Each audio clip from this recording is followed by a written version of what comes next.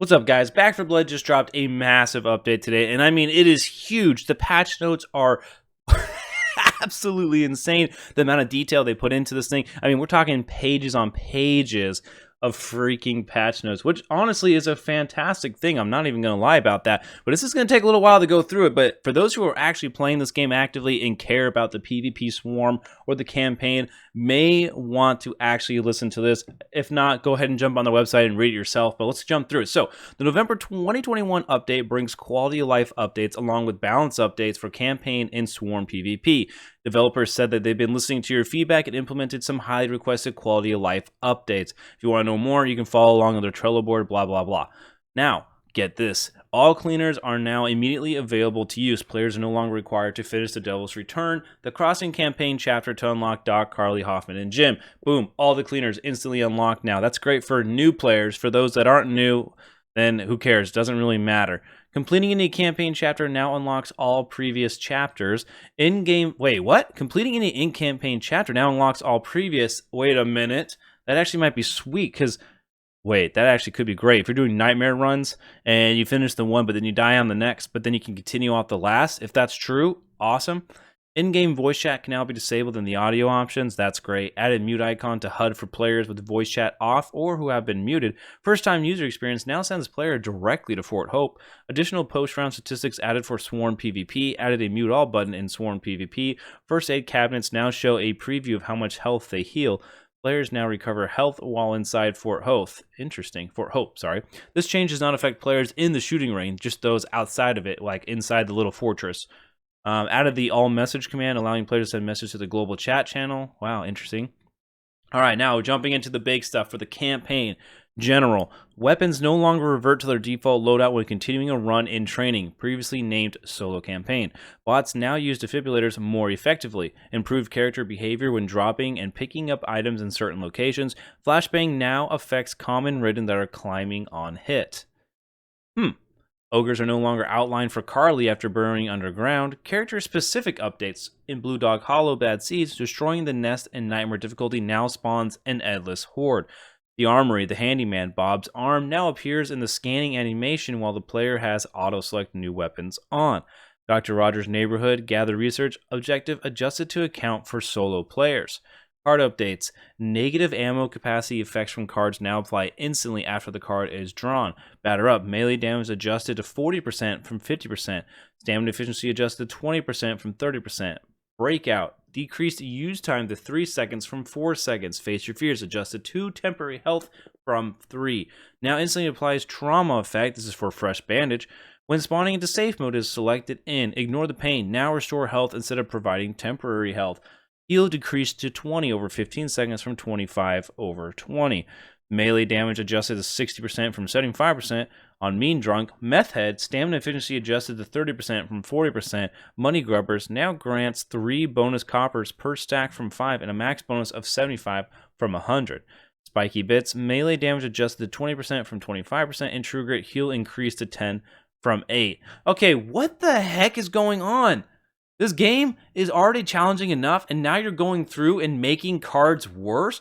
Melee damage, reduce. Stamina efficiency, reduce. Decrease use time to 3 seconds. That's a buff. Adjust 2 temporary health from 3, so you nerf that. Now it's like, why are we making the game even more harder than it has to be? The whole point of the card system is to have fun, and instead we're just making things worse. Man, crazy. I don't get it, man. So it looks like a lot of these builds, granted, while they did get changed, we're not talking like a drastic change where I'll never use this card again, but it does suck, especially like Method 10% reduction, Mean Drunk 15% reduction.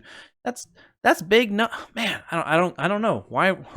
Anyways, balance updates. Quick player input movements are now smoother. Rebalance supply point rewards for all campaign chapters and all difficulties. Adjusted supply points earned for completing the speed run objective. Readjusted abomination health values on nightmare difficulty. Players who are grabbed by a crusher are now immune to friendly fire damage while grabbed and for 1.5 seconds after being released. Removed pipe bombs from Mom and Carly but bot loadout. Sorry. Okay, so going back to that balance there, players who are grabbed by a crusher are now immune to friendly fire damage. That's huge, because I feel like unless you're obviously at the right angle, you could barely do anything to the crusher without shooting your teammate. I mean, yeah, obviously you can shoot the legs, and you're going to have to move around to shoot the crusher in its crit spot or weak spot, duh. But That's actually really nice, especially if you just want to throw a grenade real quickly at a distance to kill the Crusher and save your teammate. He no longer takes friendly fire. That's a really good change right there. Okay, it looks like they made some changes to the Ridden. So the Breaker, big changes to the Breaker. They reduced the melee recovery times by 1.5 seconds, which means that it's going to be faster for it to recover after using melee. Reduced the leap recovery time by 1 second, so after it leaps, it's going to be... So basically, they're making the Breaker even stronger because they were saying it was too easy. Reduce the leap cooldown to 3 seconds from 5. Reduce the bonus damage from chest and leg weak spots to 500 from 1,000. Oh my gosh. So he's going to be tankier, basically, and he's going to attack more aggressively. Wow, holy cow. Okay, reduce the taunt and horde summon animation time. I'm not 100% sure what that is. Reduce the swarm cloud shrink time to 75 seconds from 90. Breaker leap speed reduced to 1,500 from 2,000. Okay, so that's a little bit of a nerf there. A little bit easier to dodge now, which is good. Breaker horde call reduced to 60 seconds from 120, and the breaker weak spot bonus damage to 1,000 from 2,000. Wait, so all the weak spots on the breaker now have literally been reduced by 50%. On the chest and leg is now 500 instead of 1,000, and the weak spot bonus damage is to 1,000 instead of 2,000. That's the breaker is going to be a whole lot more tankier now. That's ridiculous. All right, now jumping into the ogre, the health has been increased to 17,000 from 16,500. So only 500 more health. That's not like a ton. Basically, one grenade reduces that, whatever. Chest weak spot extra damage, though, has been reduced to 500 from 2,000. That's like a 75% drop in extra damage from the chest weak spot. That's insane. That's actually insane. And then jumping into the Reeker, the movement speed no longer slowed by bullets. Basically, that Reeker is running at you, and there's nothing you can do about it unless you throw a grenade. Okay, so that's basically for the campaign there. A ton of changes. Like I said, we're not even like halfway done with these patch notes. There are a ton of patch notes. I hope to not be boring you, but it is what it is. I'm literally reading straight off of the website. So jumping into Swarm PvP updates, general, Bruiser's Frenzy ability in Swarm PvP can now be canceled by pressing the button to trigger it again. PC default, blah, blah, you know, whatever your button is. Card updates, Adrenaline Field and Meth Head added to the card pool. There we go. Breakout, decreased use time to 3 seconds from 4 seconds. Face Your Fears now grants 2 temporary health from 3, and Ignore the Pain now increases melee damage against mutations. A little bit of different updates on the cards there. As you can see, Adrenaline Field and Meth Head have now been added. They were not there before. Now they're there. Balance updates, general, tuning adjustments to make quick movements less abrupt to player acceleration movement. That's really nice. I wonder why that wasn't added to the campaign and only on Swarm. I wonder what that's all about. Cleaners. The cleaner team now receives a handicap bonus of 10% damage increase for each cleaner missing from the team in Swarm PvP. Cleaners get a default 25% increase to aim down sight speed and 25% increase to weapon swap speed in Swarm PvP. That's not bad. Ridden Swarm starting radius is reduced now to 30 from 45, and the Swarm transition reduced to 90 seconds from 120. Okay, so a little more of those guys spawning in a little bit closer too. Crusher health has been increased to 700 from 675, so Crusher a little bit tankier, or at least healthier. Hawker health has been reduced from 90 to 80. The Harpoon ability cannot be cocked or fired while the character is in the air. Attack projectile speed to 2,000 from 2,500. Projectile miss cooldown to 4.5 from 3, and the evolution 2 reduced to 20% from 25. Wow, so they just nerfed the crap out of the Hawker. You can't be fired or cocked while falling in the air. Your health has been reduced, and the projectile speed has been lowered, and if you miss, you have a longer cooldown now, and the evolution 2 reduced to 20% from 5%. So a lot of stuff just changed on Hawker there, and just kind of made it worse overall. I mean, my guess is probably because the Hawker was way too strong, or at least one of the strongest, and now it's been a little addressed and fine-tuned. The Reeker no longer slowed by bullets, so that guy is just hauling A towards you. Tall Boy, attack knockback has been increased. Your health has been decreased to 600 from 625. So not a major change there. Basically, you're going to take one less bullet and you're going to die. Overhead melee attack swings radius to 140 centimeters from 160, so you got to be a little more precise with your overhead swings.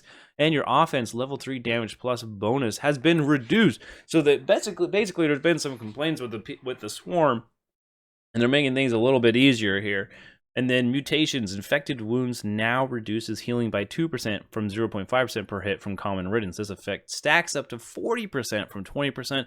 It has a limited duration of 20 seconds, which is reset upon each hit. So infected wounds now reduces healing by 2% from 0.5%. So that has gone up drastically, actually. Wow. keep an eye on that on the mutations, guys. That's crazy on the common ridden.